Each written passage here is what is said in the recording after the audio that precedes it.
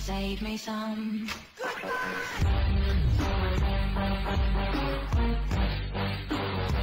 Hello, my friends. How you doing today? I am doing well, and I'm all over the place today. I'm all over the place today. Listen, it was a long day today. I gotta tell you, I had to take the kids out.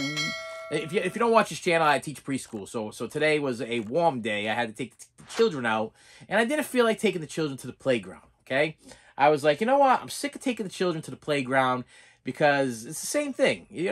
I go there, I stand there, I watch them run back and forth in an L formation. Kind of like swooping pelicans. Just I don't even know if I'm using the right terminology for that, but they just run. They run this way, they run that way, they run this way, they run that way, run this way, and they're not really doing anything. I don't feel like they accomplished anything. So today I decided to take them for a walk. We're gonna go on a journey, on a excursion, on we were gonna go do something different. Okay.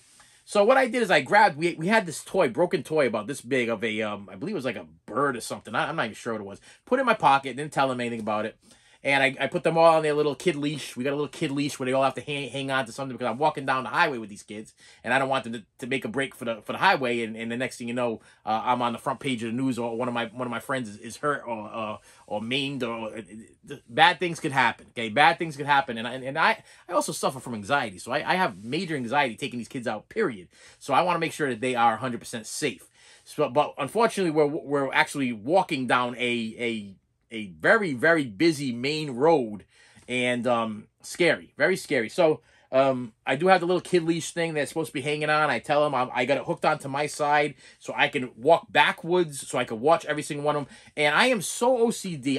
I'm literally, I had 8 children today, and I'm counting 1, 2, 3, 4, 5, 6, 7, 8. 1, 2, 3, 4, 5, 6, 7, 8. I mean, over and over and over again as I'm walking backwards. I mean, I could have been hit by a car, but that wouldn't even make a difference. Well, it probably would make a difference because since the kids are latched onto my belt loop, and if I got hit by a car and went sent flying down the highway, more than likely it would send the 8 children flying down the highway also. So anyway you look at it, it's scary. It's scary for me. I don't like to do it, but guidelines say I'm supposed to take them out and get them some fresh air or some sort. And I didn't want to go to the playground. I just didn't find it to be a fun idea. So anyway, so I put a toy in my pocket, and we went for a walk. And what's right down the street from where I work is a lumber yard, and they actually make sculptures and stuff out of lumber, which is kind of cool. And as we're walking down, they got them all on the fences and everything like that. And the kids are all looking at the different things that they carved out and everything, like bears and patriot symbols and flags and Harley Davidson signs and everything like that. And they're calling them out and everything like that.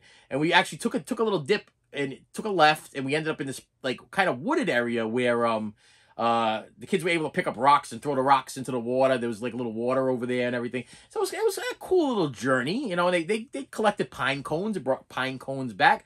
But on our way back, as we're walking back, I pulled a toy out of my pocket, this little broken toy that we had of this duck. I think it was a duck or a bird, some kind of bird of some sort. And I put it like right on like the main road highway thing, like facing the street.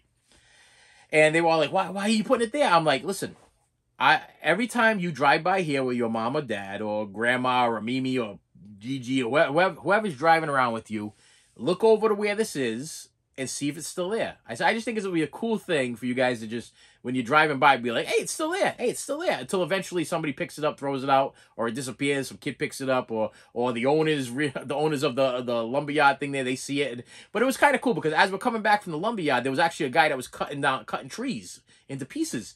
And I asked the guy if my kids could all line up and watch him, use the chainsaw and cut the wood and everything. We were at a safe distance. He was well in behind a gated area and well in there. So he's like, yeah, he goes, it could get a little loud, but it wasn't loud because we weren't like right on top of him. He was like further away. So they stood there, they watched this guy chop down a tree. They were amazed. It was kind of a cool little walk thing there. I preferred that over going to the playground. The playground, to me, I don't know, there's not really much for them to do there. They don't really seem to have a lot of fun. My kids are bigger, and the playground's a little small, so when they play, it's kind of like they get bored. They get bored real easy, and then all of a sudden they start asking me for, they want to go back. After asking me for hours to go can we go to the playground? Can we go to the playground? Can we go to the playground? I take them to the playground, and they're like, we don't want to be here anymore. Oh, one of them will say, I got to go to the bathroom. This little trip we went on, none of them asked to go to the bathroom. None of them said that they were bored. They all had a blast. They all went home with a pine cone gift. They all got to throw rocks in the little river or whatever. Got to watch everything plunk and plump and whatever. Listen, they were excited. They were happy. So let's see what we got. With that said, let's see what I got packaged here. This one is from Xlot Mach 3 delivery service from Springfield Gardens, New York. Now, I will tell you, this is okay, I know exactly what this is. This was actually ordered from, I want to say, England.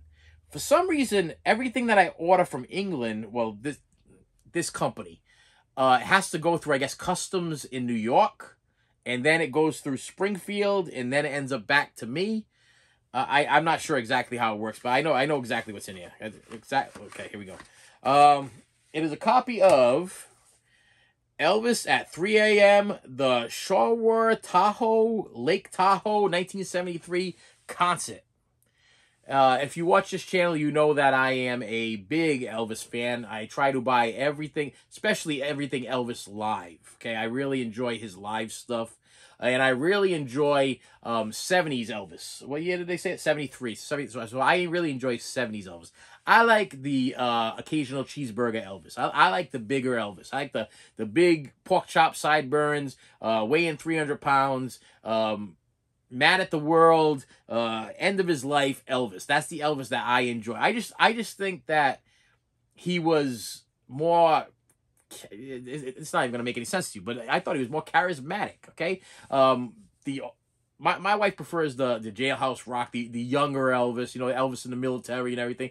And to me, that's all looks-wise. But as far as music-wise, like, back in the day, that was like Teddy Bear and all that 50s type stuff. I prefer the stuff that he did in the 70s. I love when he does the cover of Bridge Over Troubled Water, or he does stuff from the Beatles, Something in the Way, or that's the stuff that I really enjoy. I love hearing him do those covers of those songs. And Suspicious Minds and all those great songs that he did in the 70s and late 70s. The stuff prior to that is, to me... what would you refer to that as? Bubblegum music? You know, it's the stuff that the teeny boppers would go to the sock hop and listen to. Hound Dog and stuff like that. You waiting on the board, Hound Dog. I like when he's, like, in rare form. And the best way to hear or see Elvis in rare form is to watch him perform live. Some of the stuff that comes out of his mouth is unfiltered. Some of the stuff that comes on that shows up on these discs, this is made by I never get this right. I think it's Memphis Recording Studios. They've done a great job. This is a book. There's a book inside here. You get the concert, and then they usually throw you with a whole bunch of like interviews or whatever. So you get to kind of know Elvis a little bit more before the end was near. And he was a very interesting character. That's what I gotta say about that. Interesting character. Next thing I got is from... Okay, what am I looking at here? I'm looking at the side. Vinegar Syndrome. This is a Vinegar Syndrome purchase. And it comes in the Vinegar Syndrome with the Vinegar Syndrome label on the side here. Wait a minute. Hang on. All right, hold on. And inside here we have some paper stuff. All right, so the first one I see was a referral. This was referred to by Richard Diaz. If you don't know who Richard Diaz is, he has a YouTube channel, and he pretty much... He's the guy I kind of go by when it comes time for me to purchase things. He usually tells me how I can get them, where I can get them, and then in turn I can make my videos, and then I know, and after I purchase the items, I can give you my point of view on whether or not it was worth it, how my experience was. I listen to what he says, I listen to what he does, but he doesn't do a lot of pickup videos as much as I do. Most of my videos are all pickup videos. His videos are more of like, these are coming out soon, and you might want to put your money away because it's coming out soon or whatever, and then he will refer things that he has seen. But his taste is a little bit different from mine. He likes, I'm not big on a lot of foreign films. He likes a lot of foreign films, but sometimes he hits the nail right on the head when it comes to certain other movies. And this one is one that seemed good, but I have not seen it yet. But it does star, and let me see if I can get his name before I pick this thing up here.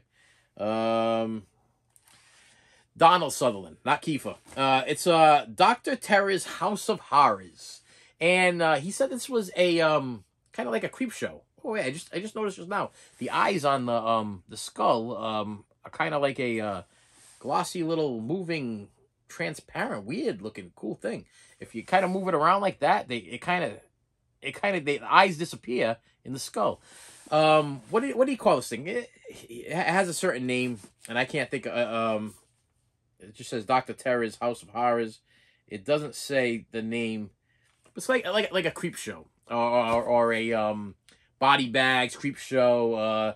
It has like small Tales from the Crypt. It has like small little movies. It's like 3 little movies all in one. What do you call it? Not concept movies. They're I can't remember. I wish it would say it right on the thing. It's suspense that claws in every fiber and body of the soul.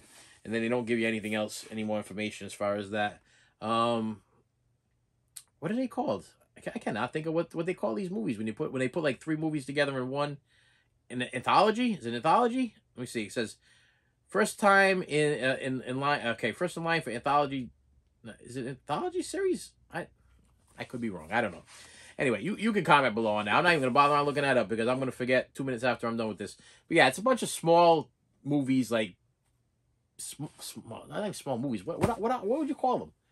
It's one whole movie, but like Twilight Zone, the movie, they take little short movies and put them all into one big movie, and sometimes at the end of the movies they all come together to make sense. That makes sense to anybody? You guys. Anyway, Richard Diaz says that's a good movie, so I'm going by my friend Richard Diaz because he's not really steered me wrong yet. Okay, so I'm going with it. He's a good guy. He cares about his viewers, and he's not flipping things, and he's just he's telling us how to get our things and what's a good idea to get. Now this other one I was gonna pass, but then I realized it was made the same way as Little Darlings, and this also comes from what am I talking here? Am I talking Vinegar Syndrome? Vinegar Syndrome, and it is a movie by Jack Nicholson, starring Jack Nicholson, and written, I believe, by Jack Nicholson, Going South. Now, I remember the cover art of this as a kid when I would go into the rental store. I believe it was a picture of Jack Nicholson standing on the side of a noose. And I always passed up on it. I never really cared. I'm like, all right, well, Jack Nicholson standing on the side of a noose. Come to find out, it's a cowboy movie, like a cowboy-esque type movie. So I was like, yeah, I'm still not really sold on it. I'm still really, according to this, it says Jack Nicholson, sophomore directed featurette, a late 70s Western comedy featuring locations, photography by Nestor, whatever, and Ultra HD debut. So this is like the first time ever in an Ultra HD format. I've never seen it. It's a new 4K restoration from the original camera scan, and it has... But I started reading the actors that he ended up getting that were in this movie. Now, I really hope that they kind of put them in the back here, because I know Peter Boyle was one of them. Christopher Lloyd, Danny DeVito, Ed Begley Jr., John Belushi. That was another one that sold me on there, because I was like, wow, I own every John Belushi movie. I did not even know John Belushi was in this movie. And I was like, I got to get it. I just got to get it. So not only that, this packaging that they're doing, this Paramount packaging that Vinegar Syndrome is now doing, which I don't even think it's Vinegar Syndrome. I just think it's Paramount. I think Paramount is actually giving up some of their rights or to their physical media to Vinegar Syndrome. That seems to be what's going on here. That Disney just gave theirs to Sony, and it seems like Paramount is now with Vinegar Syndrome. Scream Factory, Shout Factory is with like every like horror franchise company that I could possibly think of so far. I mean, there's just a few that aren't with them. I'm waiting for my Nightmare on Elm Street box set. Okay, what's going on there? Shout Factory, Scream Factory. I know you're the ones to give it to us, right? But yeah, I've yet to see it. Okay, we have Nightmare on Elm Street from you. We have Halloween from you, right? No, we don't have Nightmare on Elm Street. I'm sorry. We have Friday the 13th, and we have Halloween. Freddy's in there. Freddy's one of the three. Well, what's going on? What's the problem? I'm trying to look over there, see what else. Yeah, they even came out the Hollow. They even did the Ring. They did the Ring franchise. So what's the problem? Where is our beloved Freddy Krueger? Okay, he is in the top 10, without a doubt, of the newer horror icons. Okay, he's up there with Chucky and Scream Factory, Shout Factory. You did Chucky too. You did every single Chucky movie. Okay, all Child's Plays. You even did the corny last one there, the one that wasn't even Chucky. It was Buddy. Okay, but we still have not gotten a Nightmare on Elm Street, and I know that you can give us something that we can treasure. Give us something with like 2 cuts of the movie. Give us something with an awesome box. Give us something with some posters. I don't even like the posters, but I want the posters. I want the same feel that I got when I got the Friday the 13th set, because I know you can do it. I know you can do it. I know you put out beautiful, beautiful work. Remaster it. Listen, the only thing I can count on with you, Scream Factory / Shout Factory, is at least 1 or 2 of the discs are going to be messed up. But you're gonna cover them, okay? You're gonna fix the problem. It's gonna be a sound problem, or it's gonna be a missing scene problem, whatever it is. But you're gonna fix it, and you're gonna send me the discs to fix it. Or maybe you're taking your time so you don't make those mistakes. Maybe you're taking the time so you can give us something that's just gonna be flawless, and we're gonna be totally happy where we don't have to return anything, send anything back, or wait for a replacement plan to kick in effect. Maybe that's what you're doing. Maybe I got you totally wrong. Maybe you're just stepping up your quality control game, and you're like, you know what? We didn't do it with Halloween. We didn't do it with Friday the 13th. We're gonna get it right with Nightmare on Elm Street. Maybe that's where we're at. Okay, because even the Child's Plays and the Chuckies, people were complaining about some kind of film or oil that was on the discs. Now I got mine in the mail. They did have a little bit of oily, filmy stuff on my Child's Plays and Chuckies and Seed of Chuckies and Bride of Chuckies and all that stuff. And no, I took a cloth, what do they call them, a fiber or whatever cloth, and I just gave it a little wipe, and they were perfectly fine. Didn't scratch the disc, didn't leave a mark, perfectly fine. That's people just nitpicking. People just nitpicking. They just complain, looking for something to complain about. To get yourself a fiber cloth and just wipe the thing down, you would have been all set. Now, in the case of Friday the 13th, yeah, they needed to replace those couple discs that were a little messed up, with the scene missing and the soundtrack messed up, and that I get. And Halloween, Halloween was a problem, I believe, with Halloween. Was it 3 or 4? Like one of the movies was messed up. But when they sent you the replacement disc was actually just one of the old discs prior to the box set. It worked. I mean, I'm not gonna really complain about it. But yeah, going south, it just seems like these companies are doing a great job at giving us what we're asking for, and I want them to keep doing it. Now, I want me a Nightmare on Elm Street, and I'm not the only one. I've been watching a lot of videos, a lot of different YouTubers out there, collective physical media, that are saying, "Hey, listen, we got our Friday the 13th, we got our Chuckies, we got our Halloweens." We want a Nightmare on Elm Street. To me, I can't even think of another franchise that Scream Factory should dip their hands in and give us a total something. You know what Actually, I can. Hellraiser. Now, I don't know which company is running Hellraiser. Arrow. Actually, I'm looking over there. Arrow Video's got Hellraiser. So Arrow Video. Okay, thank you so much for grabbing Hellraiser. But why are we only getting Hellraiser 1, 2, 3, and 4, or 1, 2, and 3? My box set I have over here, the Hellraiser, I think it's the red edition or whatever it is, only has Hellraiser 1, 2, and 3. Now, I want to say, and I have all the rest of them on Blu-ray, but there's one, I want to say, Deader. I think it's Hellraiser Deader, or is it Bloodlines? I want to say Deader. Hellraiser Deader. They released it, I want to say, a company that is no longer in existence released it, and then for some reason we never got another copy. So now that one is going through the roof, and the flippers are going crazy. We can eliminate all that by whoever owns, by Arrow Video, whoever owns all of those. Because I also know that Hellraiser was purchased by, it's not just one company that put out all of the Hellraisers. So I think that might be the big problem, is that this one company might own Hellraiser 1 through 4, but then let's say New Line owns the rest, and let's say somebody else owns the other ones, and let's say somebody owns the other 2 that would just release, but like low budget, Blumhouse or whatever. Whatever the case is, why can't we get them all together? Let's all get them together, put them in one big beautiful box set, and then let me have them all, because I'm not gonna go spend $180 on one Blu-ray of Deader, just to complete my Hellraiser box set. Hellraiser franchise. But I will tell you, it does kind of bother me a little bit that I'm looking at a franchise that has one DVD in it and all the rest of Blu-rays. You know what I mean? Listen, it's a money-making thing. You want my money. You want my money. I'm telling you how to get my money. I'm telling you how to get a lot of people's money, okay? Give us our Nightmare on Elm Street and give us an ultimate Hellraiser box set. The Phantasm box set was fantastic. Okay, I got no complaint about that one. My Amityville Horror box set, love it. My Chucky box set, I got 3 of them. They were all okay. Psycho box set, great. Ring box set, beautiful. And yeah, I think I'm going to stop at that. You know what the sad thing is? I'm looking over there, and the first thing that pops out of my head, the first thing I'm looking at right now is my Nightmare on Elm Street DVD box set. Okay, which when you put them all together, it makes new Freddy's face on the side of the snapper cases. That's what I got. That's what I'm working with over there. Now I do have the Blu-ray little thingamajiggy thing that they have over there, but the box set is so much more prettier. It's so much cooler. Plus, you can watch Nightmare on Elm Street. Is it Part 5? Freddy's